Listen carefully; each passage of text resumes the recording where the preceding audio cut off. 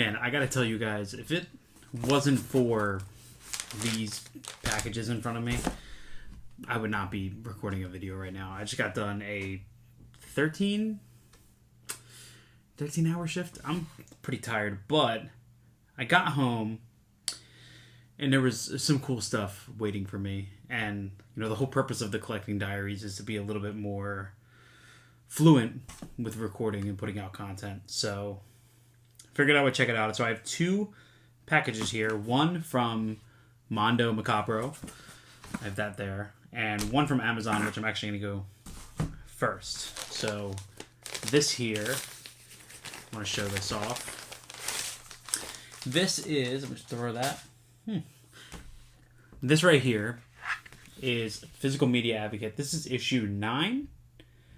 If you guys don't know, this is my good friend Ryan at The Disconnected. If you don't really know him, you probably know him as a guy who posts a whole bunch of new releases all the time. Everything new that gets announced, he's posting, he's discussing, he's talking about. And can't believe that these are finally steady in physical print. And that, you know, people are still supporting these enough that to warrant putting them out on physical. And if you guys have never picked up an issue of Physical Media Advocate before, basically this is the magazine if you collect physical media. And in here is beyond physical media news and discussions and stuff. There's also discussions about like topics and write-ups and just things about movies in general, about directors, about creators, about everything having to do with movies. This one here, let's see, we have an article, The Out of Print by Brian Dembinski. We have a new releases, The Fun Page, Cinema Smackdown, Arrow Valley by Chris Haskell. Let's see what else we got here. We have a Frivolous Lola 4K giveaway. Nothing says a physical media magazine like a Tinto Brass in 4K giveaway. So all kinds of cool stuff in here. I haven't even had a chance to go through this yet. I'm going to be reading this. I read all of these cover to cover every single month that these come out. I order them. Most of the time, I actually get these before Ryan even does, which is such an accomplishment in my eyes to get these. I will link these down below. These issues are only $10, and just for the support of Ryan and all of the contributors and everything that goes on in this magazine every month, the $10 is well worth the information, the insight, the constant hunger for new information and stuff. So super excited about that. Is that Immaculate? Yeah, coming out. Decal releasing. Nice. June 11th. Nice. Just watch that. Pretty good. So Amazon hooked it up. Physical Media Advocate, issue number 9. And speaking of Ryan, I was actually part of his Disconnected podcast about, I don't know, I'd say a month and a half ago. And on that, we were discussing some new releases, which these were a part of that discussion. And Ryan had asked me if I owned anything or what I thought of those releases from Mondo Macabro. And I said to him, I've never collected them before. I was familiar with them, but I didn't really collect them before. And pretty much he was like, man, you collect Severin? You love what Severin does? You would love what they do. You love all the sleaze, all the grossness, all the brutalities. Like, you would love Mondo Macabro. And I was like, sold, man. That's how easy it is, right? So I picked up, this is I believe it's the March-April bundle, so it's 2 films. I picked this up right after that, so it's about a month ago, and it just came in, shipped a couple days ago, and we have 2 titles in here, and these are still sealed. I just don't know how much of this I'm really going to be able to show. I know there's one title in here in particular that YouTube's going to absolutely hate me for, but that's okay. Whatever. Put that in there. Put that over there. So let's go with this one first. We have, I don't know how to say this, Fata Morgana. So there's the front cover. Sorry for the glare. I'll try to angle that. So we have Fata Morgana. This is the back. It looks like I got number 1110 of 1500. This was directed by Vicente Aranda from Spain, 1965, 87 minutes in length. There is way too long of a description in here. I'll briefly go over it. Basically, it looks like a fashion model finds herself alone in Barcelona. She seeks out her lover on the way. On her way to meet him, she's harassed by a series of men and followed by a huge and menacing silver truck with blacked out windows. Watch out. A mechanical voice orders all persons to leave the city immediately. It looks like she ends up in an art chamber. All I know is at the bottom here it says that this is filled with garishly colored visuals and a hypnotic, jazzy soundtrack. Interesting. Oh. One of those times where I have absolutely no idea what to expect in the slightest. We do have some special features. We have a new 2K scan from the original negative, fully restored and uncut, an interview with actress Teresa Gimpera, interview with Angel Sala, director of the Psychus Film Festival, and audio commentary by critic Michael Nisbet, and a 24-page full-color booklet written by Ismael Fernandez. Interesting. Okay. So, this is my first ever experience with Mondo, and I can't open it either, which is great. There we go. Love the red cases, though. Much like Severin with those black cases. Super cool. So, pop that, throw that over there. Get that cracked open. I don't know if there's any reversible. There is. Let's make sure it's appropriate. Okay.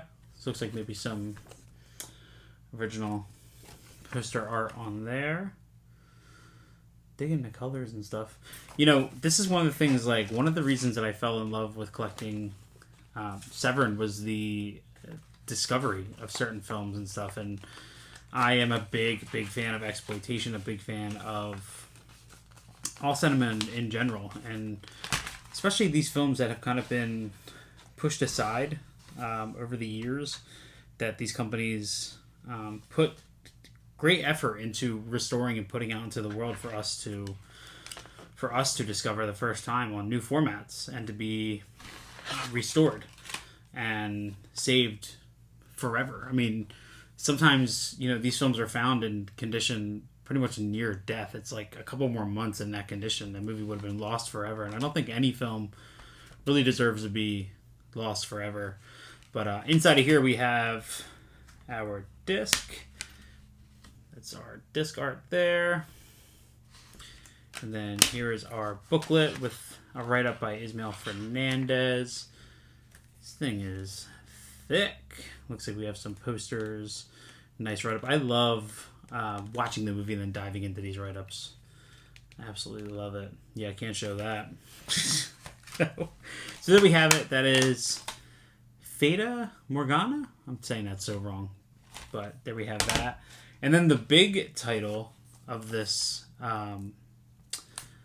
bundle here. Let me get this open. I got the exclusive, the web store slipcover, part of the pre-order. Let's see if I can get this open. Looks like it's a 2-disc limited edition. So, very interested to see what's going on here. This is one of those movies that I did some reading about just from what Mondo posted about it and like a quick Google search. Very interested to really see what's happening here.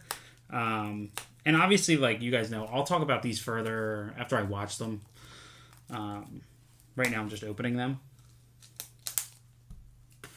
Right now I'm just checking them out. But I will talk about these in another episode of the Collecting Diaries once I watch them, which will be soon. But this is one I don't know how much I can really show. But we have Sex Apocalypse. Check out that cover. Look at that. And I think the back's good. There we go. Whoop. If it'll focus. Some art there on the back. This slipcover comes off. And this is Series Classificata Volume 2. Oh, I definitely cannot show that cover at all. Let me flip it over like this. And I definitely can't show anything on the back of this. I wonder if there's an alternate slip that maybe I could show. No, there's not. Okay. So I'm sorry, I cannot show you the front of this cover. I'll try to do this, though. So here is kind of what's happening here. I definitely can't show you the back. And I got number 648 of 2000. So this was directed by Carlos Red, Spain, 1982. 78 minutes for the standard version, 106 minutes for the extended version. I remember reading something about this. In Spain from the late 1970s, after a law was liberalized, there was an explosion of sex films on the country's screens in Spain.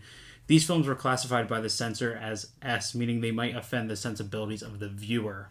Carlos Red, director of 4 films, that starred horror icon Paul Naschy, made Sex Apocalypse, one of the most notorious of all the S movies. The film was released in 2 versions, the S-rated original and the hardcore version for distribution in Italy. This 2-disc limited edition Blu-ray includes both versions of the film and should not be watched by the easily offended. Very interesting. I have no idea what I'm in for, but this is a new 2K scan of the S-rated version from the original negative. Fully restored second disc includes extended Italian version. We have an interview with Carlos Red biographer Miguel Angel Plana, interview with writer and filmmaker Richard Rugent, audio commentary from Troy Howarth and Nathaniel Thompson, a 20-page full-color booklet written by Ismael Fernandez, again, optional English subtitles, so no idea what's happening here, but let's crack this open. We have 2 discs in here, and if I remember correctly, just for the sake of anybody who's interested, I know their site is actually down right now, or turned off, shut down. What's that called when you turn off a website? Unable to be accessed, I guess. So I think the original Italian was only available through this release. I think any future releases of this are not going to have that, but looks like we have a little right up here on the director. On the back we have some Paul Naschy, also House of Psychotic Women. I don't know if there's anything in here I can really show. This is kind of what the writings look like in here. So pretty cool. Definitely cannot show that. Like, what's the point of showing these off if you can't show anything? I don't know. These are the movies that I watch really late at night after Erica goes to bed because you never know what I'm in for. But it's super, super cool that this exists, that this has this treatment now, a deluxe Blu-ray treatment, a movie that probably would have been, lost in history, gone somewhere. So remind me not to show you that front cover there. So, yeah. Sex Apocalypse from Mondo Macabro. We also have Fata Morgana. And we have... Don't forget, I'll link it down below. Make sure to grab yourself a copy of Physical Media Advocate issue 9. I'm actually working on a write-up for one of these right now. I don't know when it's going to be out. But it's all about the boom of the unrated cut, or how kind of like unrated director's cuts affected me when I was a kid in my rental. I talk a lot about Zack Snyder's Dawn of the Dead and stuff like that in there. So I'm really excited to dive into this, which I will over the next couple of days. I do have there's going to be some rapid episodes. I have a package coming tomorrow from Severin. I have another package coming on Wednesday from Amazon. So there's going to be a lot of stuff coming. I hope you enjoy these pickups. Oh, I forgot. I actually have something that I watched. Real quick, I want to start throwing these in, things that I watch strictly from the collection. So last night, I really felt like watching something from the very small collection that we have of the Criterion collection. So we picked out One False Move. This is a recent 4K release from Criterion. It's number 1187. This is a film by Carl Franklin starring Billy Bob Thornton, Bill Paxton, also starring Cinda Williams, Michael Bleach, Earl Billings, and Jim Metzler. And I liked it. It's a slow, very slow burn crime thriller.